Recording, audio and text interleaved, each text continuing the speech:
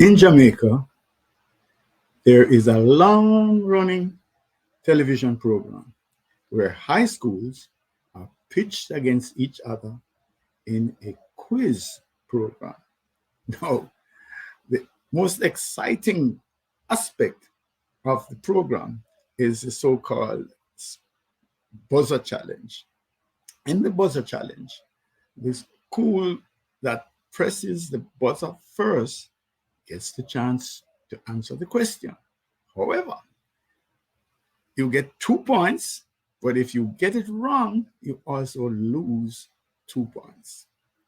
Now, it is amazing sometimes to see schools consistently lose points and even lose the entire match because they assumed the question that was being asked. I think this is what they're asking. And then they give the answer and try. Lose 2 points. But again, lose another 2 points. The key here is that there needs to be discipline.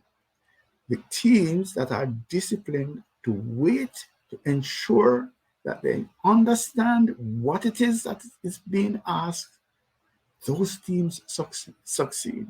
And that's a message. That's a message. Assumptions are a challenge to our capacity to listen well. We make assumptions. And so discipline becomes a cornerstone of effective listening. We need to exercise same discipline that successful school challenge teams apply in the buzzer challenge. We need to wait to ensure that we hear, well, we are obviously hear, but we appreciate fully what is coming to us before we push our buzzer. I'm Trevor E.S. Smith. I'm with the Success with People Academy, and I'm your host for the next 30 minutes or so as we examine the whole issue of listening. Listening. How can we improve our listening? And yeah, sounds like a big claim. Improve our lives, but we will see. We promise not to be here much beyond 30 minutes. That's our practice that we have kept over time.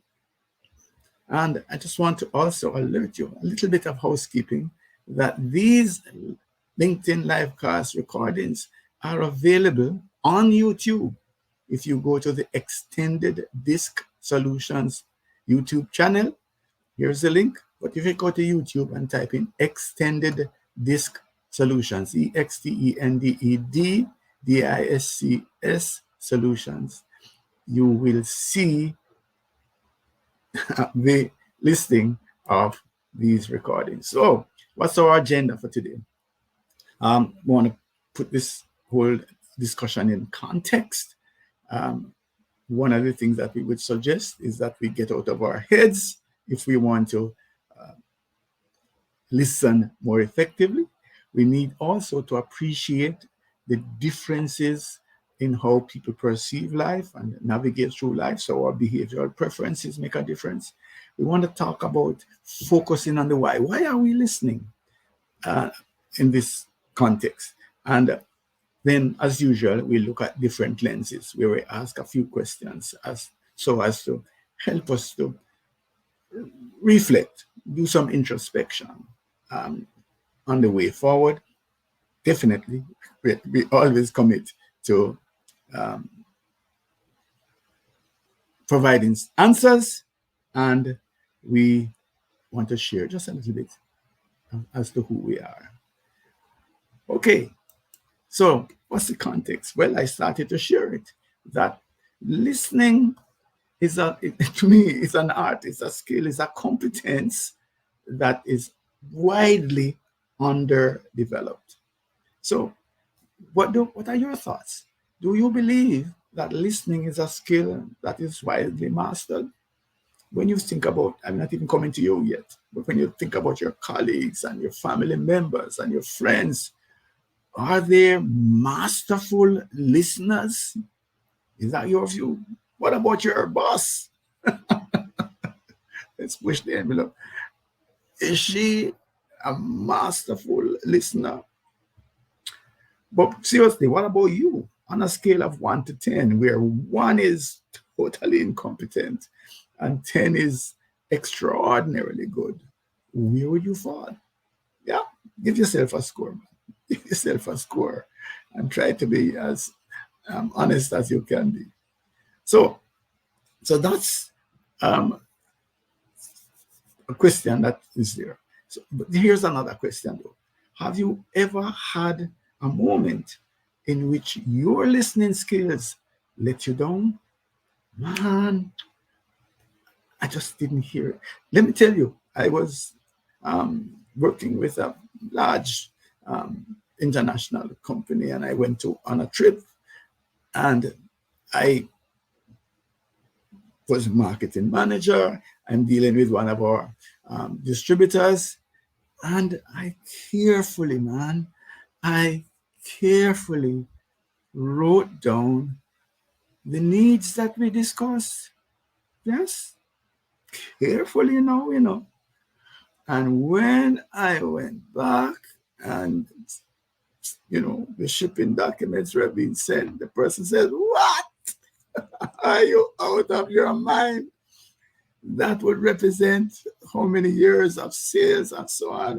Where did you get those numbers from?" Uh, Friends, believe me, I carefully listened. I care. All right. So that's a point I want to make, is that sometimes we're so sure that we actually heard, listened, appreciate, knew exactly what was being said. But that was a big mess up for me. So I don't know if you have an experience like that, but sometimes our listening, what we thought that we heard, what we were so sure about, but you said, no, I did not say. And if we had a recording, you could actually, okay. That's what we want to be engaged with. In this productivity enhancement live cast, by the way, this is a companion piece to our weekly newsletter on LinkedIn, Productivity Enhancement. Comes out, I know it's on Thursdays, so you can look out for it. I would share in this live cast. I'm going to look at the three because normally, as I said, we try to get out of here within 30 minutes or so. So I'm going to give you 3 action steps that will curve behaviors that will impact our capacity to listen effectively and with discernment. But before that, I just want to pause a little bit to again reinforce how important listening is. I think if generally if we appreciated how important listening is, we might spend some more time in it. I just figure that people believe that because we, wake up being able to hear, that we can master listening. Not so.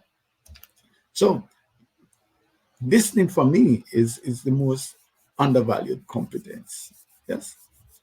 But let me ask a question. How many of you have gone to a formal course now, where the headline, the title, the topic is listening? I'm not talking about somebody slipping in a few slides in a communication course. I'm talking about a course in listening. I don't know. I haven't had one. I have produced a book on it, and you can get a copy if you send me an email at info@success with people that, or but I don't have any insight, any awareness of a formal course in listening. But yet it is so important. If you can listen with empathy, discernment, and willingness to have the discipline to understand what is being said to you, it's going to make a huge difference to interpersonal relations, team dynamics, career development, success as leader in leadership roles. That capacity to actually be exceptional as a listener. People respect you. It draws people closer to you because people think that you care. They understand. If you invest so much in hearing what I have to say, it's going to make a difference to our relationship. That then builds trust. And of course, we know that trust is a pillar for deepening relationships. That's it. To me, learning to listen or improving our listening, I should say, is a career boosting initiative, and it's going to make a huge difference in our relationships at home, at work, at play, everywhere. Going to get better results from improved listening. So what's the first step? The first step for me is to step out of our heads and into the shoes of our audience. What do I mean by that? A key challenge with respect to effective listening is that we spend too much time in our heads. We spend too much time. And I'm not just talking about the relentless distraction, the phone ringing or whatever it is. Oh, I need to remember to go to the cleaners. I'm not talking that. That's all right. That's going to happen. And then we have to let them pass by. I'm talking about when we are engaged, when we are saying, okay, fine, I'm going to listen to Trevor today. Yes, I've put away my phone, I've put away all of these things, and I'm going to give him these 20 odd minutes now that's left. Even when you are actively engaged, you're likely to be caught up in what your response is going to be. What are your thoughts? What is it that you are bringing to the table? What is it that you want to say? What is it that you want to type in the chat? That's what is happening. Is that still worse in many of the conversations that we have? Is that we can't wait for the other party to just pause a little bit. The person stop to take their breath, and you are ready to unload. Boom, what it is that you have. So a lot of the conversation, we spend it in our heads. What do I want to say? What do I think of this? But I have this important information that I want to put in the mix. And in that way, we kind of are really not embracing. We're not embracing our audience, the person that's speaking to us, because we're too much in our heads. We have to get out of our heads and into the shoes. Be with the person. What are they feeling? So effective listening really is not just about listening to words, but also the tone, the nuances, the body language. What are they sending us? Emotional cues. That's when we really start to listen effectively. That's when we start to get trust coming back to us, because people cannot help but understand that we care. If this person didn't care, why would they be so engaged? Why would they ask these deeper, clarifying questions? Why are they inviting me to share more? Why are they sending me signals that right now I am the only thing that matters to them? I am the center of their attention. Why? Why are they seeking more? Tell me more about it. I want to hear more. That's the listener. That's going to make a huge difference in their career. It's going to make a huge difference in their relationships. And that's how that's something we should strive to be. But like the schools challenge students, participants, we need to have discipline. That takes discipline. It just doesn't happen overnight. Get out of our head and into their shoes. It's not easy. I know it's not easy. You know, how can I embrace and listen and be attentive and really have this person think that they're the center of my attention when I think they're talking foolishness? I totally disagree with it. As a matter of fact, they're telling lies on me. They are accusing me of things. Oh, oh, I want a chance to blast them. Oh, how I want a chance to dump on them. Oh, how I want a chance to correct them. Ah, calmly listen, embrace, invite more of the lies, more of the disinformation. Are you crazy? Click, turn off that channel. And then, of course, what if maybe time is running out and I need to get this point across? Hmm? But this individual is going on and on in a meandering journey. Oh, as I said before, I got it the first time. You don't have to say it for the fourth time. But when I try to stop them, they are saying, give me a chance, please. Give me a chance, please. As I said before, as I have been saying, yes, I know you have been saying. But here is Trevor saying, get out of your head, get into their shoes, go the journey, go the journey. But guess what? Suppose the relationship for me is not worth it. This is somebody that is a passing contact and that's so important, and I never see them again in life. I don't want to have any kind of relation. Why should I invest? They're talking foolishness. I just want to get across my point. I just want to let them know A, B, C, and I'm out. I don't care. I don't really want to know what it is that they are saying. What if those factors are important? By the way, you can in fact type in chat. I will try to check every now and then. I have a colleague that is usually here to support me. But yeah, moments, am I chatting foolishness now? Are you going to click your channel on me? But if those are overriding considerations and you think that those are more important, then maybe the alternative is to just stay in your head, but then you're going to lose out on really, really deeply connecting. Yes? So let me see if there's anything in the chat. Don't see anything. All right. Okay. So let's go again. All right. Let's move forward. So what is action step number 2? Action step number 2 is to learn to really to read behavioral preferences. What happens is this, that we hear, well, let us be more precise, we listen to others differently based on our behavioral styles. We have a preference for what I call behavioral toolkits, a certain way of behaving. And with that set of preferences, we tend to navigate through life differently. We receive information differently and we send out information differently.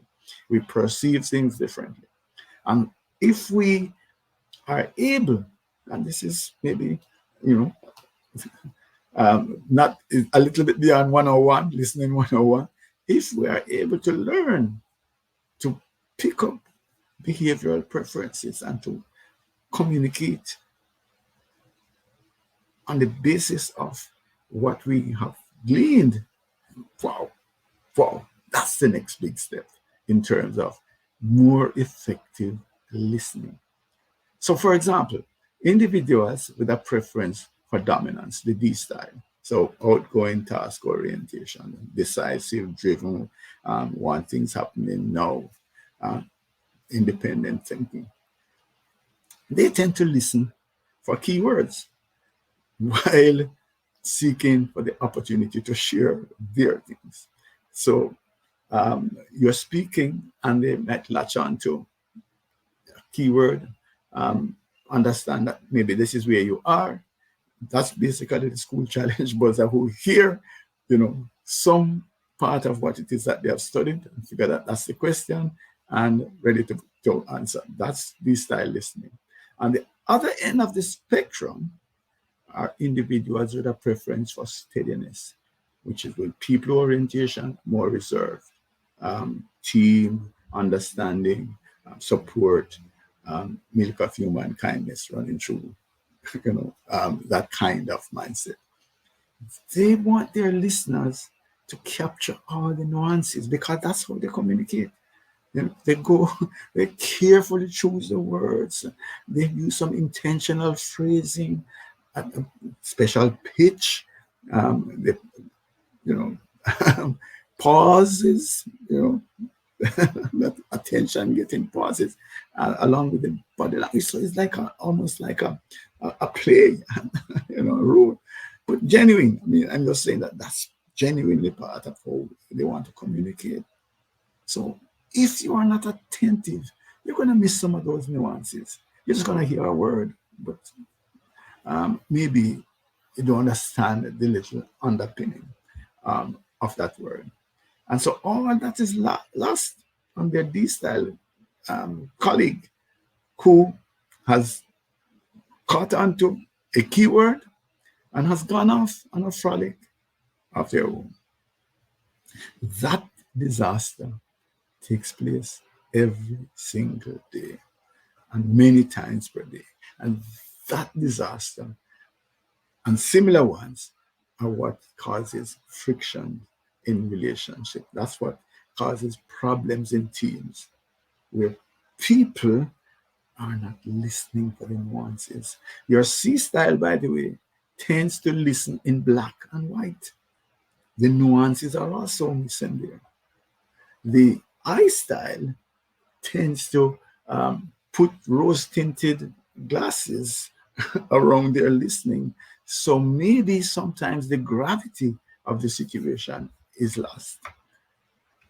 If we can learn, and we do teach it, by the way, let's be clear about that. We do have programs that we share in terms of discerning communication. That's the platform, by the way, the pillar of the work that we do with teams. We have them do their behavioral assessments. We create the team maps. We help them to understand themselves and to understand their colleagues, and then to see how we can pull it all together, where we do what we call teach them how to speak the language of behaviors. And that language of behaviors make a huge difference.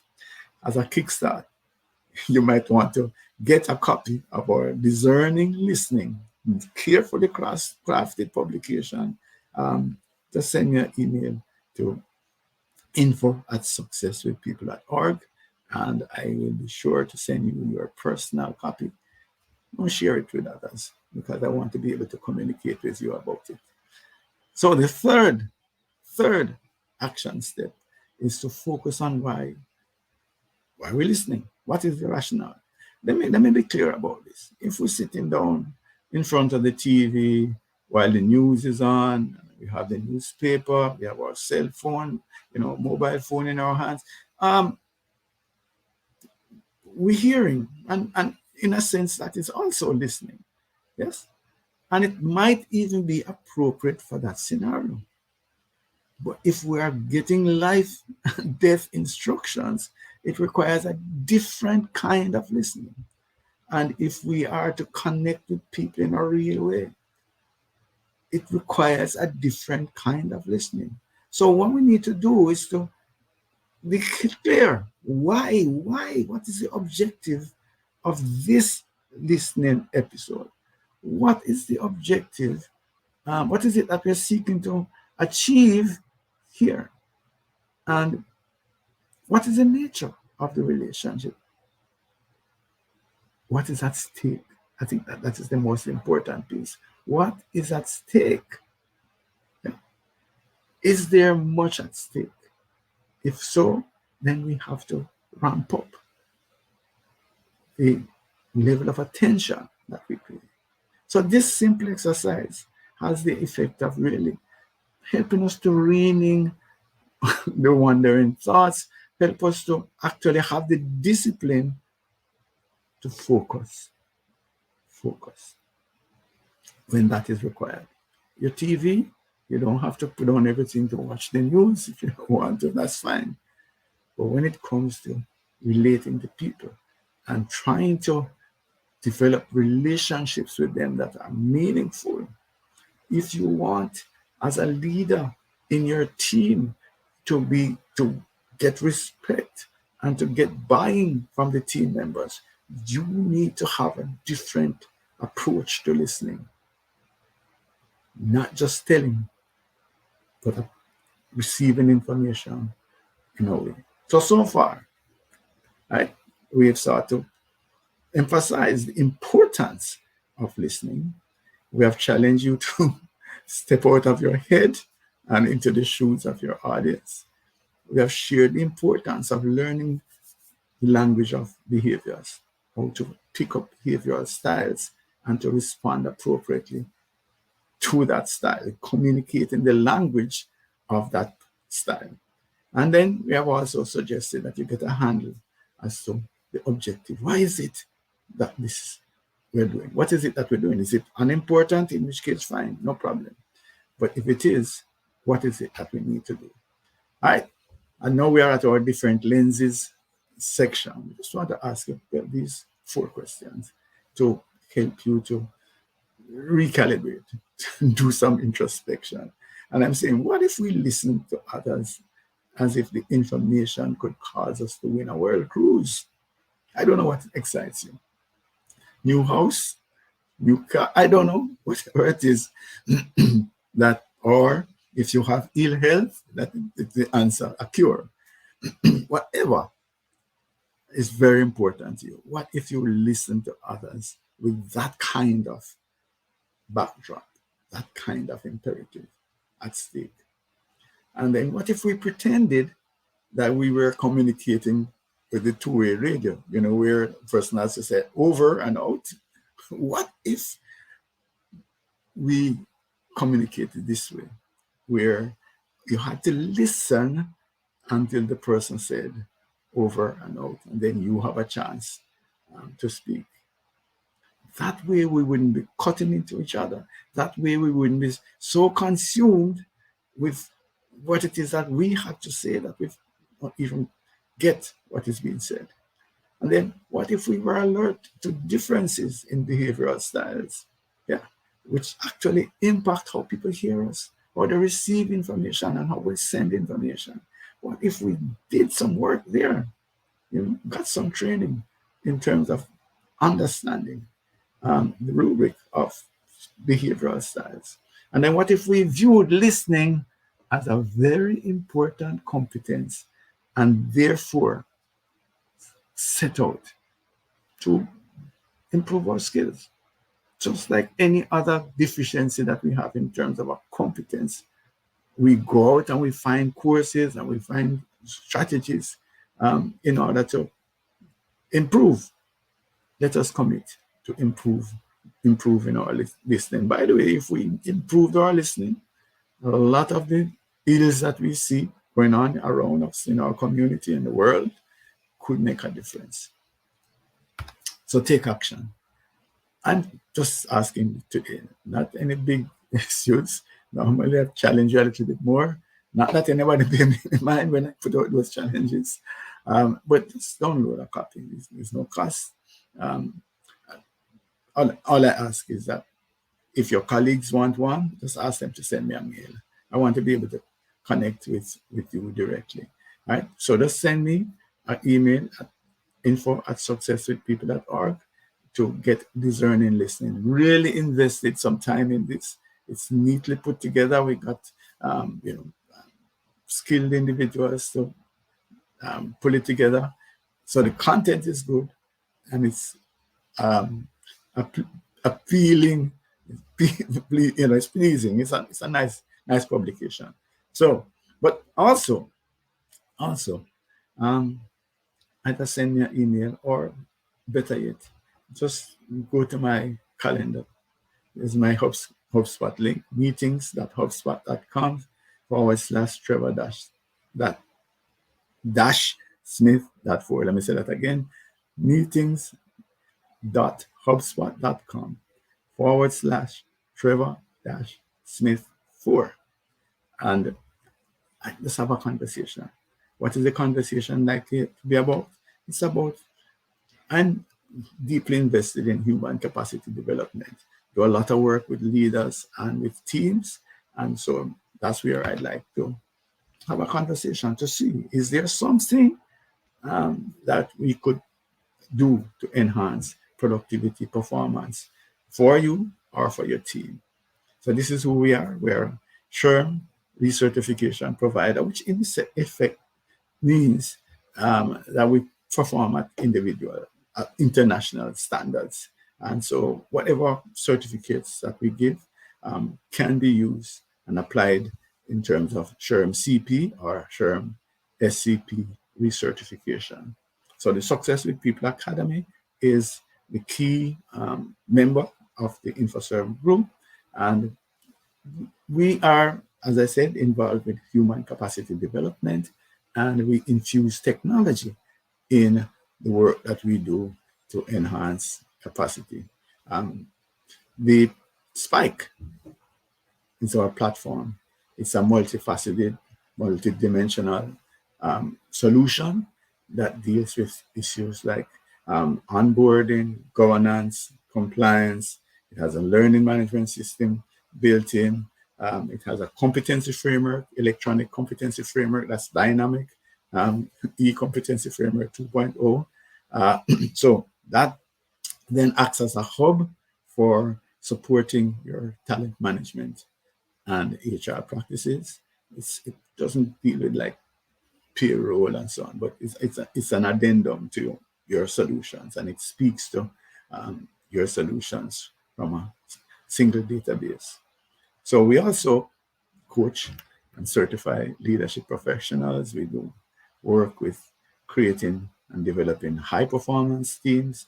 And of course, we help you to screen and avoid bad hires with our behavioral DNA solutions from Finks and Extended Disk. Again, I'm Trevor E.S. Smith. Send me an email at info@successwithpeople.org. Claim your copy of Discerning Listening, or and let's just have a conversation. Meetings.hubspot.com/Trevor-Smith 4. Thank you for your time, and look forward to seeing you. Tend to be here every week. So Friday, 11 o'clock Eastern Standard Time. Thank you. Bye.